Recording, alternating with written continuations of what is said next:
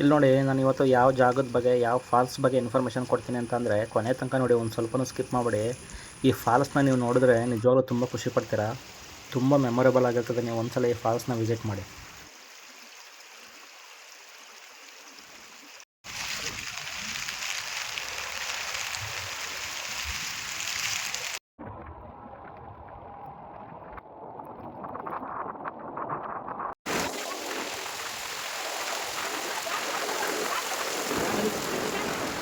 ನೀವು ಈ ಫಾಲ್ಸ್ಗೆ ಹೋಗಬೇಕು ಅಂತಂದರೆ ದಯವಿಟ್ಟು ಓನ್ ವೆಹಿಕಲಲ್ಲಂತೂ ಹೋಗಬೇಡಿ, ಹಾಗೂ ಟೂ ವೀಲರಲ್ಲಂತೂ ದಯವಿಟ್ಟು ಹೋಗಲೇಬೇಡಿ. ಅಲ್ಲಿ ಜೀಪ್ ಸಿಗುತ್ತೆ, ಜೀಪಲ್ಲಿ ಹೋಗೋದ್ರಿಂದ ತುಂಬ ಒಳ್ಳೆಯದು. ನಿಮಗೆ ಒಳ್ಳೆ ಬೆನಿಫಿಟ್ ಇದೆ ಜೀಪಲ್ಲಿ ಹೋಗೋದ್ರಿಂದ. ಒಳ್ಳೆ ಅಡ್ವೆಂಚರ್ ರೋಡ್ ಇದು. ಬಟ್ ನೀವು ಓನ್ ವೆಹಿಕಲ್ ಹೋದರೆ ತುಂಬ ರಿಸ್ಕ್ ಆಗುತ್ತೆ ಬರೋದಕ್ಕೆ. ಬಟ್ ರಿಸ್ಕ್ ತೊಗೋತೀವಿ ಅಂತಂದರೆ ಹೋಗ್ಬೋದು. ಹಾಗೂ ಫೋರ್ ವೀಲರ್ ಅಂತೂ ದಯವಿಟ್ಟು ಯಾರೂ ತೊಗೊಂಡು ಹೋಗಬೇಡಿ.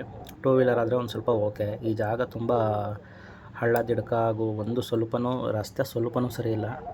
ಬಟ್ ಯಾರಾದರೂ ಟ್ರೆಕ್ಕಿಂಗ್ ಮಾಡ್ಕೊಂಡು ಹೋಗ್ತೀವಿ ಅಂತಂದರೆ 3 ಕಿಲೋಮೀಟ್ರ್ ಆಗುತ್ತೆ. 3 ಕಿಲೋಮೀಟ್ರ್ ಟ್ರೆಕ್ಕಿಂಗ್ ಮಾಡ್ಕೊಂಡು ಹೋಗ್ಬೋದು. ತುಂಬ ಚೆನ್ನಾಗಿದೆ ಟ್ರೆಕ್ಕಿಂಗ್ ಮಾಡೋದಕ್ಕೆ.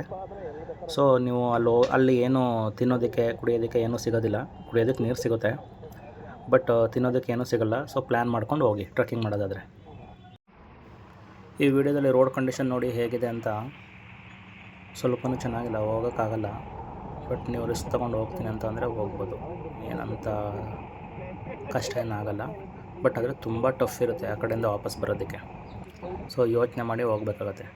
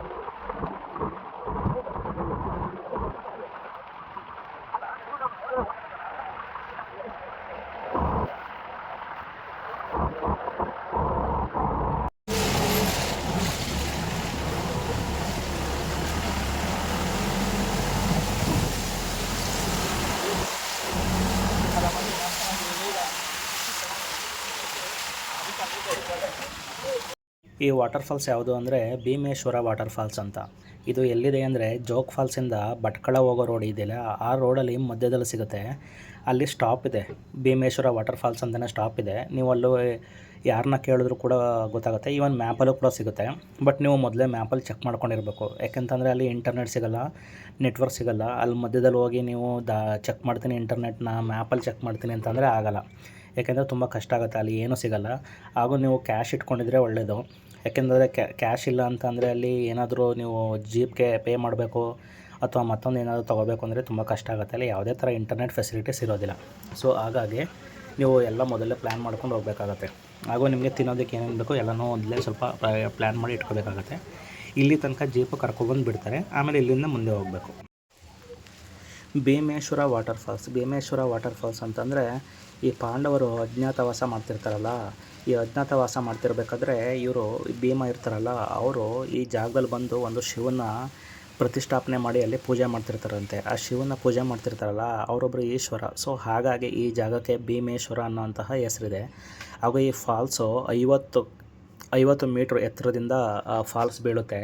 ನೀವು ಅಲ್ಲಿ ಹೋಗ್ತಿದ್ದಂಗೆ ನಿಮಗೆ ಗೊತ್ತಾಗುತ್ತೆ, ಮುಂದೆ ನೋಡ್ತಾ ಹೋಗಿ ಫಾಲ್ಸ್ ಎಷ್ಟು ಚೆನ್ನಾಗಿ ಕಾಣಿಸುತ್ತೆ ಅಂತ.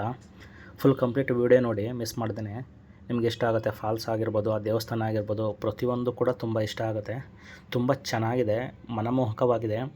ನೀವು ಕಳೆದೋಗ್ಬಿಡ್ತೀರ ಫಾಲ್ಸ್ನ ನೋಡಿ, ಅಷ್ಟು ಚೆನ್ನಾಗಿದೆ. ಫುಲ್ ಕಂಪ್ಲೀಟ್ ವೀಡಿಯೋ ನೋಡ್ತಾ ಹೋಗಿ.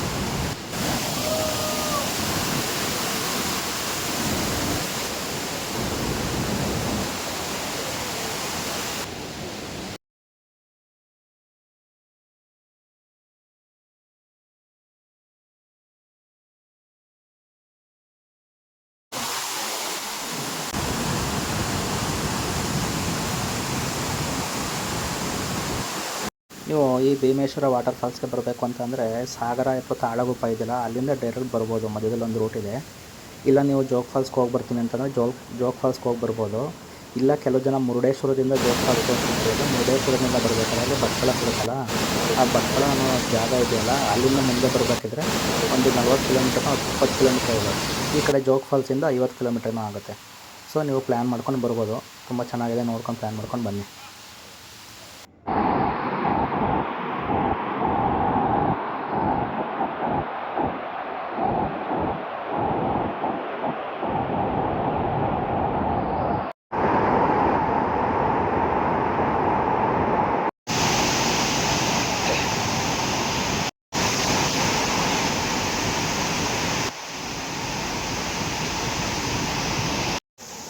ಇಲ್ಲೇ ಪಕ್ಕದಲ್ಲಿ ಭೀಮೇಶ್ವರ ದೇವಸ್ಥಾನ ಇದೆ. ಇಲ್ಲಿ ಫಾಲ್ಸ್ ಬೀಳ್ತಿದೆಯಲ್ಲ, ಇದ್ರ ಪಕ್ಕದಲ್ಲೇ ಭೀಮೇಶ್ವರ ದೇವಸ್ಥಾನ ಇರೋದು. ಹಂಗೆ ತೋರಿಸ್ತಾ ಹೋಗ್ತೀನಿ, ಫುಲ್ ವಿಡಿಯೋ ನೋಡ್ತಾ ಹೋಗಿ. ದೇವಸ್ಥಾನದ ಒಳಗಡೆ ಇರುವಂಥ ಸ್ವಲ್ಪ ಕತ್ಲೆ ಇರುತ್ತೆ. ಅಲ್ಲಿ ಪ್ರಮುಖ ವಿಗ್ರಹ ಇದೆಯಲ್ಲ, ಅದು ಕಾಣೋದಿಲ್ಲ.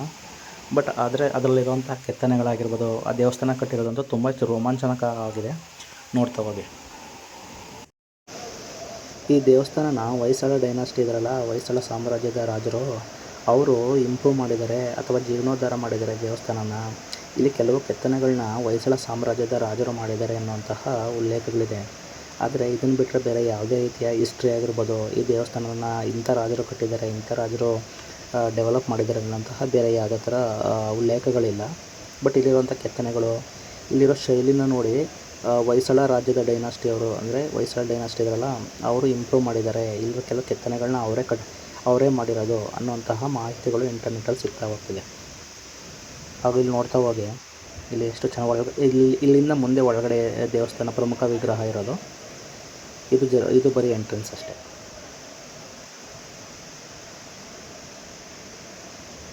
ಅಲ್ಲಿ ನೋಡಿ, ಅದೇ ಫಾಲ್ಸು, ಅಲ್ಲಿ ಬೀಳ್ತಿದೆ ಅದೇ ಫಾಲ್ಸು. ಆ ಫಾಲ್ಸಿಂದ ಇಲ್ಲಿ ಪಕ್ಕದಲ್ಲೇ ದೇವಸ್ಥಾನ ಇರೋದು, ತುಂಬ ದೂರ ಏನಿಲ್ಲ. ನೋಡ್ತಾ ಹೋಗಿ ಹಾಗೆಯೇ ಇಲ್ಲಿ ಕಾಣಿಸ್ತಿದೆಯಲ್ಲ, ಇದೇ ಪ್ರಮುಖ ವಿಗ್ರಹ. ಒಳಗಡೆ ಅಲ್ಲಿ ಬೆಳಕು ಬರ್ತಿದೆಯಲ್ಲ, ಅದೇ ಪ್ರಮುಖ ವಿಗ್ರಹ, ಪ್ರಮುಖ ದೇವಸ್ಥಾನ, ಭೀಮೇಶ್ವರ ದೇವಸ್ಥಾನ. ಹಾಗೆಯೇ ಕೆಲ ಕೆತ್ತನೆಗಳನ್ನೆಲ್ಲ ನೀವು ನೋಡ್ತಾ ಹೋಗ್ಬೋದು. ಯಾವ ಥರ ಮಾಡಿದ್ದಾರೆ, ಪ್ರತಿಯೊಂದು ಕಾರ್ವಿಂಗ್ಸು ಕೂಡ ಇವರು ಹೊಯ್ಸಳ ಡೈನಾಸ್ಟಿಯವರು ಮಾಡಿದ್ದಾರೆ. ಹಾಗೂ ಇಲ್ಲಿರುವಂತಹ ನಂದಿ ಮೇಲೆ ಕೆತ್ತನೆಗಳನ್ನು ಕೂಡ ಅವರೇ ಮಾಡಿರೋದು ಅಂತ ಹೇಳಿದ್ದಾರೆ. ಆದರೆ ಇಲ್ಲಿರುವಂಥ ಭೀಮೇಶ್ವರ ಇದೆಯಲ್ಲ, ಈ ಈಶ್ವರನ ಪ್ರತಿಷ್ಠಾಪನೆ ಮಾಡಿರೋದು ಪಾಂಡವರ ಭೀಮ, ಅಂದರೆ ಪಾಂಡವರಿದ್ರಲ್ಲ, ಆ ಭೀಮ ಅನ್ನೋರು ಮಾಡಿರೋದು. ವನವಾಸ ಮಾಡ್ತಿರ್ಬೇಕಾದ್ರೆ ಕಟ್ಟಿರೋದು ಅನ್ನುವಂತಹ ಉಲ್ಲೇಖ ಇದೆ. ಇಲ್ಲಿ ನೋಡಿ, ಇಲ್ಲೇ ಪಕ್ಕದಲ್ಲೇ ಫಾಲ್ಸ್ ಇದೆ ಭೀಮೇಶ್ವರ. ನೋಡ್ತಾ ಹೋಗಿ.